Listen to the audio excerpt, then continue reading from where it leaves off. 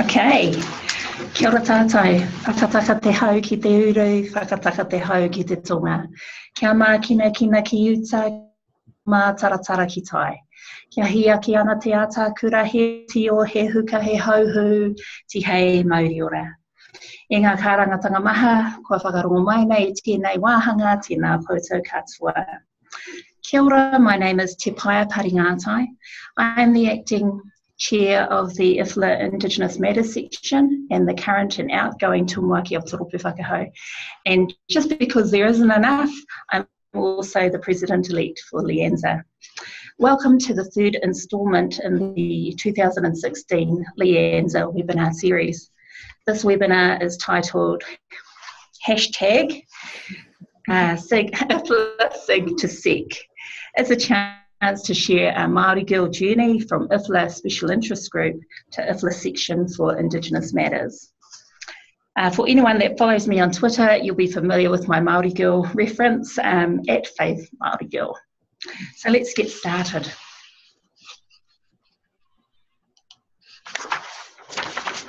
Okay, so where did it all start and why on earth this Māori girl, you might ask? In 2012, I succeeded Anahera Morihu as tumuaki of Te Ropu Whakahau, National Association for Māori engaged in culture, knowledge, information and ICT. With that, I also inherited a commitment to Indigenous matters and progressing the international participation and active involvement of Te Ropu Whakahau. But little did I know exactly what that meant. Under Anahera's leadership, she was successful in gaining support from Te Puna Mātauranga o Aotearoa National Library to assist with Te Ropu Whakahau representation and involvement in international fora through the provision of a one-off capability grant. Te Ropu Whakahau managed this fund wisely over a period of 5 years, and without this generous support, the following work would not have been possible. So big ups to National. Along on the journey was also Te Rauhiringa o Aotearoa LIANZA as part of our Memorandum of Partnership, and their contribution and support has also been instrumental.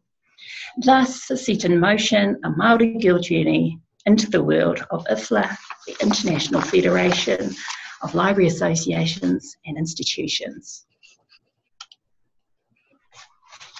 Oh, we're still there. So one of the first tasks I had was to go to Finland, and you might jump for joy, but that was not my reaction. A long haul flight, swollen ankles just was not appealing to me.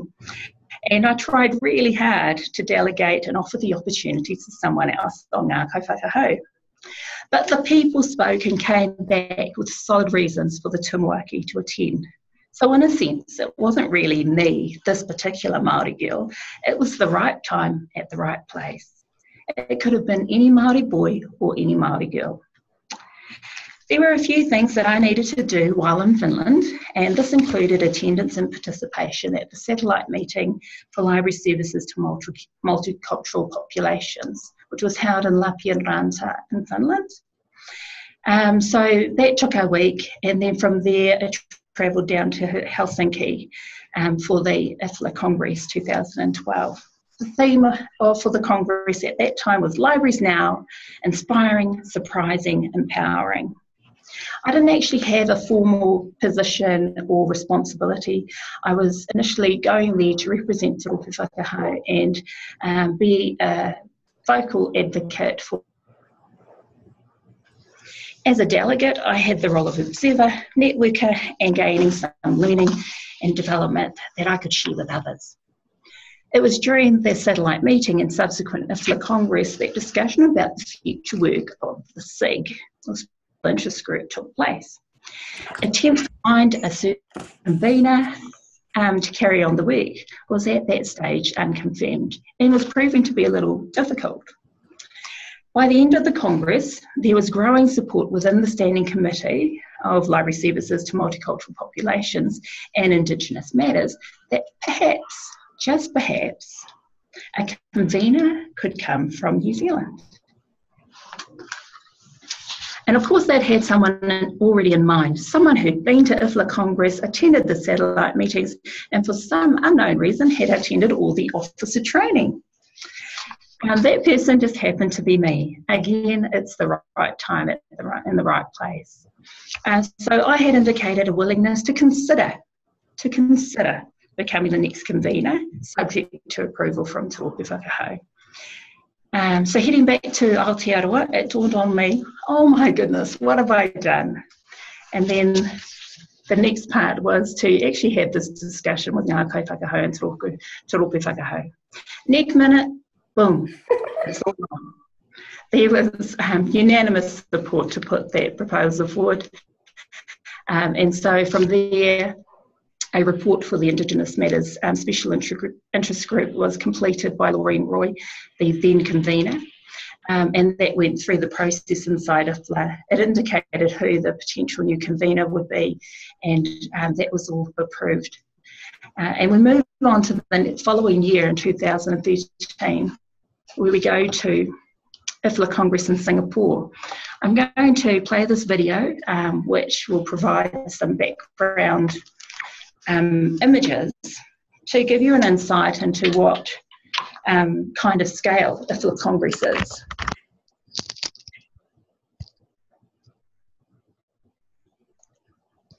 So bear with me, hopefully you can hear me.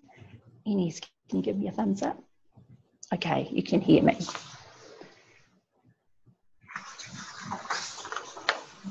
So for those who haven't been to IFLA Congress, it's quite a huge beast.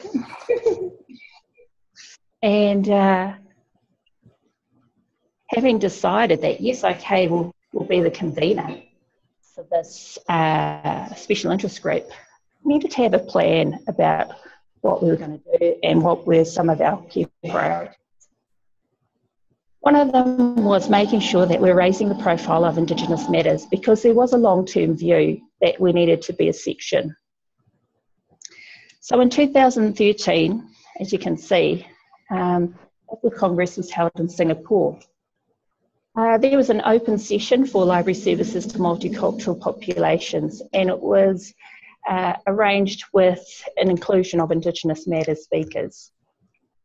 I submitted a proposal and also asked Dr. Spencer Lilly to help co-author a paper which was accepted, and it was about the LIS education system curriculum inside New Zealand, and it was titled Kia Whai Taki.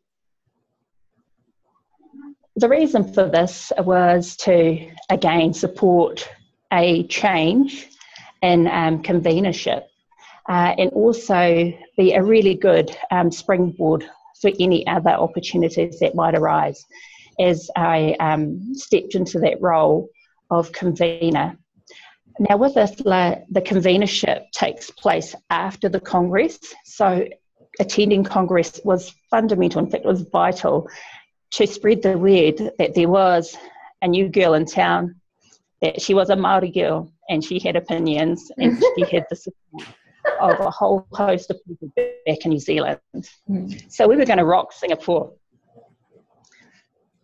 When I got up to do my presentation, and I mean big ups to Spencer for help co-authoring that, it was a really different experience. The room was the size of 1, 2, 3, at least 4 rugby fields. It was just so overwhelming. But you know how sometimes you're in those situations, you dig deep, you ask yourself, can I do this? So I did that, and I looked at my whakapapa and where I come from and the people that I'm associated with, and I thought, I can definitely do this for the peeps. So despite some little nerves, I got up on that stage, and it's a bit like performing in front of, I would say, like Beyonce at a rock concert or something like that. Because you go on stage and there's, all you can see is bright light. You really can't see anyone. So channeling the Beyonce that we all have inside of us. I started my presentation with a waiata. Amazing. And for the first time that the standing committee members can recall, because they gave me feedback afterwards, it was the first time they saw all the iPads and the iPhones go down and everyone was concentrating on the speaker. Singing Tiro Tiro Ko'o, and sharing what the meaning of the waiata was really grounded me and helped with the delivery of that presentation. I came off stage afterwards and was really pleased with the work we'd done. And it was great to get feedback from a range of people who attended, including Alex Byrne, that it was what we needed to hear.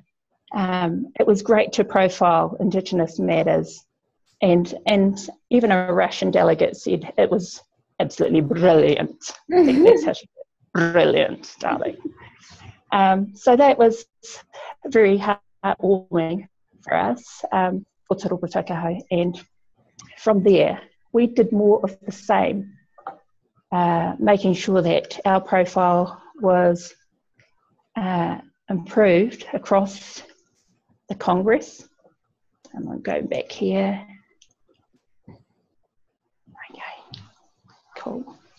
And some of the other things that I attended were more officers training, so that I was aware of the statutes and rules for IFLA, attending the President-elect session and making sure that Indigenous matters was on the radar for the incoming President of IFLA, and actually participating in the conversation, asking questions. And it's probably not a surprise, but I did end up leading a discussion and having to report back. So it included more microphones, which we obviously love. So why Indigenous matters? Some of the challenges that we faced when we started to look at establishing as a section was an attitude inside IFLA that Indigenous matters was adequately covered by multicultural populations and the work that they were doing. If that was the case, there was obviously no room for a convener or a special interest group that attracted over 500 members. So that we had to work through those conversations with different people along the pathway. The other reason for prompting a change was the SIG had been operating since 2008. It was time to test assumptions, and we needed to look forward and at the best the next phase of development within IFLA and what that might mean and look like for Indigenous matters. It was also a time where we needed to strengthen the relationship with the International Indigenous Librarians Forum and ensure that we were working collaboratively, because at that time when I took over, it was starting to falter, and there were differing opinions about whether there was some value there. For me, there is value to have a strong connection to ILF, the International Indigenous Librarians Forum. And the reason for that is that forum brings together Indigenous peoples who are facing challenges inside their homeland, challenges to their language and culture. It's a forum that is supportive and encourages conversation to discuss some of those issues and also identify solutions. It's not necessarily a forum to operationalise or put action to those outcomes.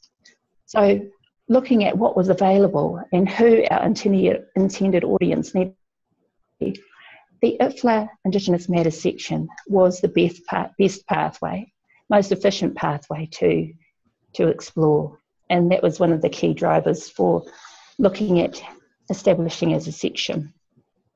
So just summarising some of those key drivers is strengthening the Indigenous representation and activity, especially of those Indigenous peoples who are being challenged inside their homeland within IFLA, because we take on board everyone's Indigenous. However, not all of us face the same struggles inside our homeland. And then the other was influencing policy and practice to foster cultural responsiveness, excellence in the workplace and workforce for and with Indigenous individuals and communities. So how do we go ahead and how do we proceed making this change? And the IFLA experience is really quite interesting. It's there are so many layers. And for those who love bureaucracy, this is your cup of tea. So we made a commitment when I took over convener from 2013 in August, that we would always have an independent open session at the Congress. There's a challenge in doing that because we're only a special interest group, and special interest groups inside IFLA are sometimes relegated to the bottom. It's where everyone started, but as a result, you don't get as much support or promotion. We also had committed to making sure that we would have a business meeting, and that would be a time for discussion and maybe decision making with matters relating to the SIG. From there, in 2013, so 2014 was the IFLA Congress, and had an independent open session there. That was also the time where we had socialised the idea about establishing as a section, and our mode of communication was predominantly on the Facebook page for the SIG. And there was also feedback from members saying that it was something they had always intended for us to do, that in terms of development, yes, we're going to start off as a SIG, and yes, we were going to end up being a section, but for whatever reason, that never happened the first 4 years.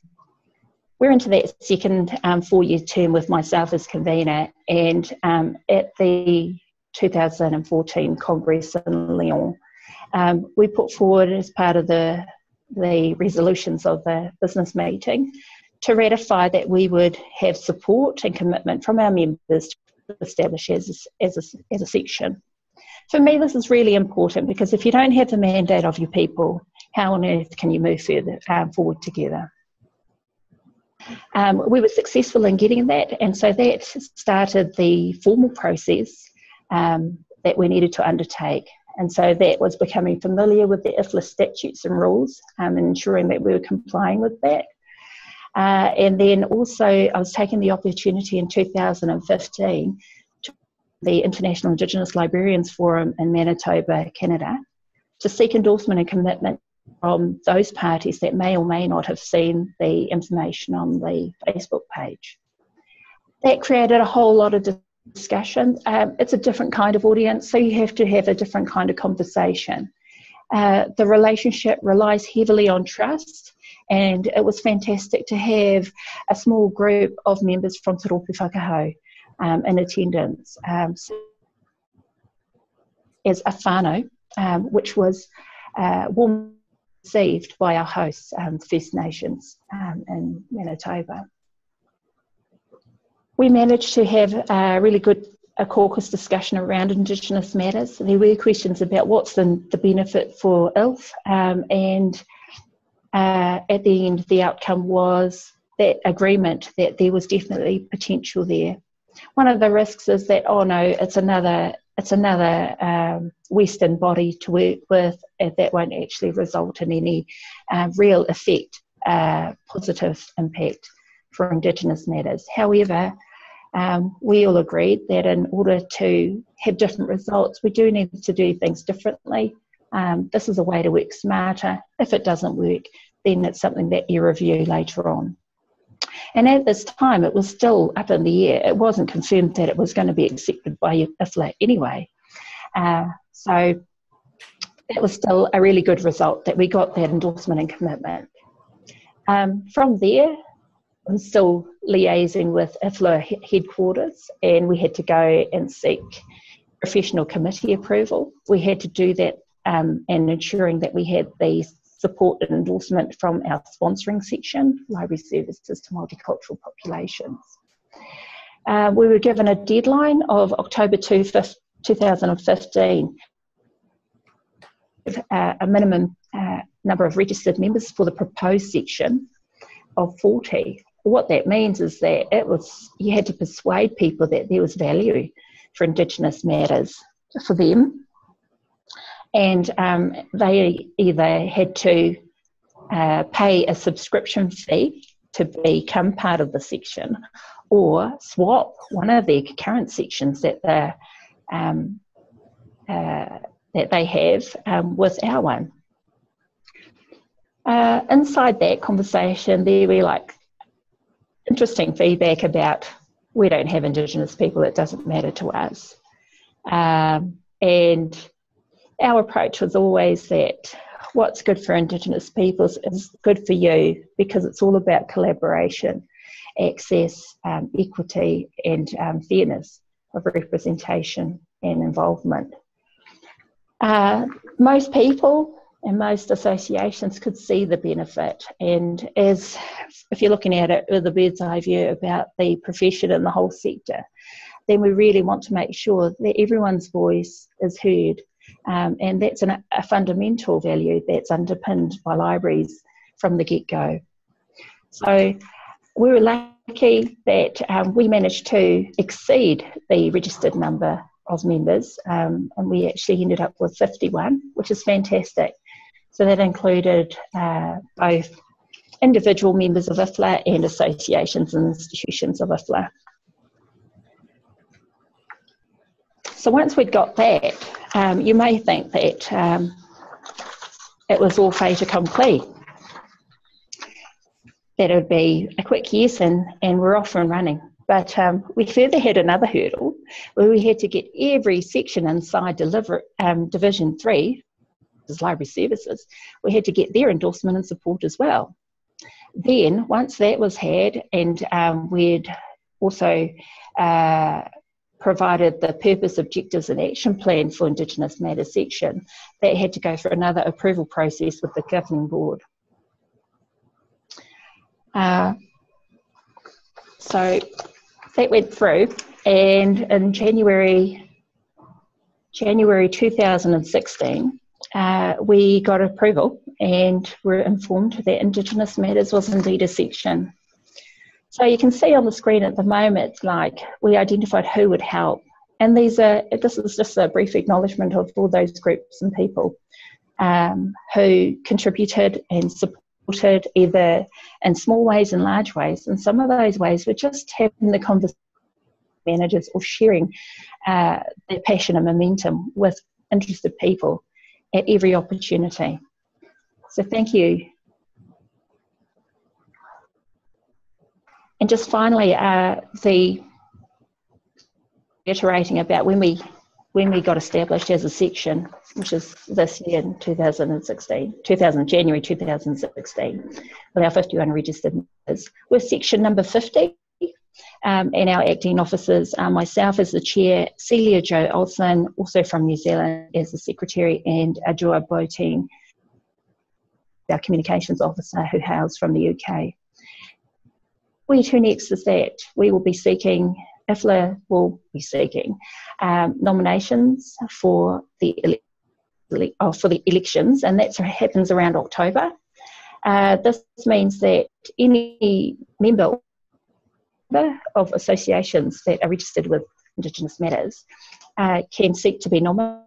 You can either be self-nominated or nominated by someone else to be on the standing committee. What happens from there is that that gets put forward, it gets voted by members of the Indigenous Matters section. So that's the 51 registered members, or if you're a registered member, then maybe more. The standing committee comes into effect in August 2017, and the next IFLA Congress is in Poland. And one of the first tasks of that meeting is the election of officers. So that's where you'll see who will be the chair, the secretary, and the communications officer.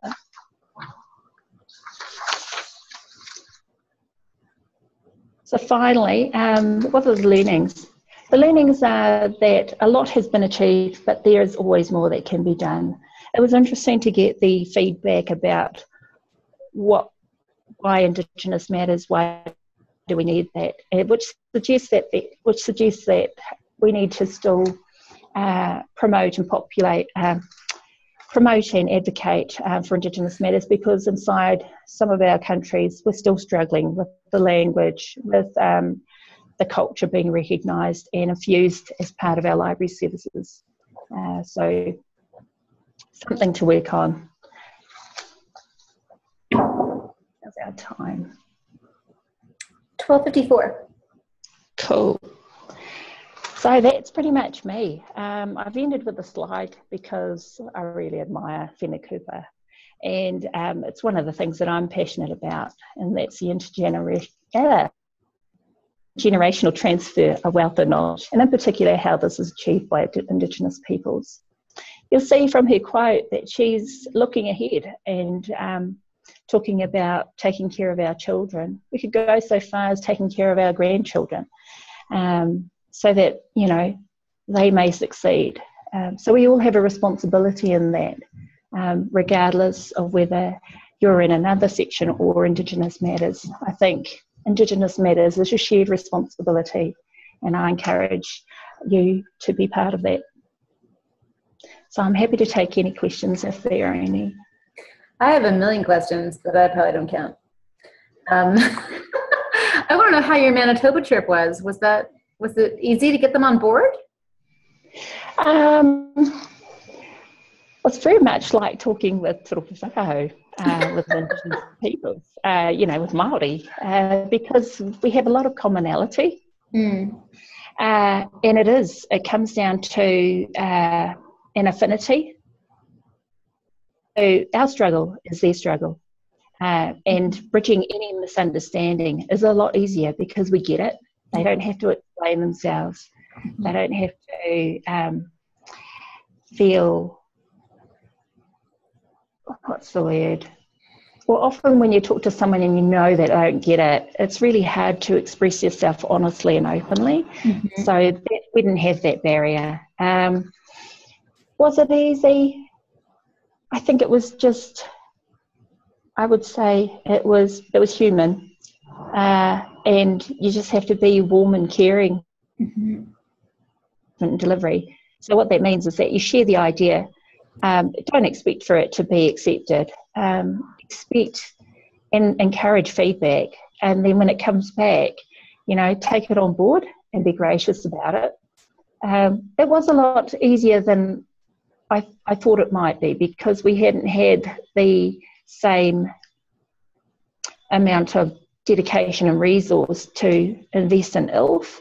And so the likes of Anahira Morihu, Ariana Tikau, the Chris Zekes of the world, Ani Pahuru Huru Mai, who else? Te Okerua, Jock Walker, from the get-go, when they first established international relations, it's their relationships that we're building on.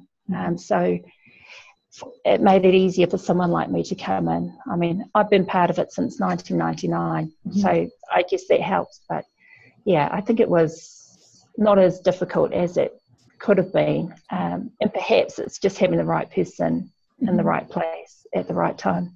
Yeah. And so it sounds like a much more complicated process than I would have ever thought. Like, how was it to keep the momentum up over those years?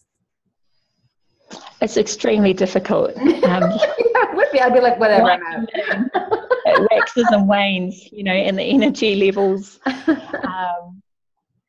it can be challenged. And that's where I look at the wider family, the wider whānau, Turupu Whakao, and LIANZA, because when you're feeling overwhelmed with the amount of responsibility and work that needs to be done, it's been such a comfort and necessary requirement to replenish the energy, reflect and get some objective feedback and support sometimes from members of our associations, and some really good advice.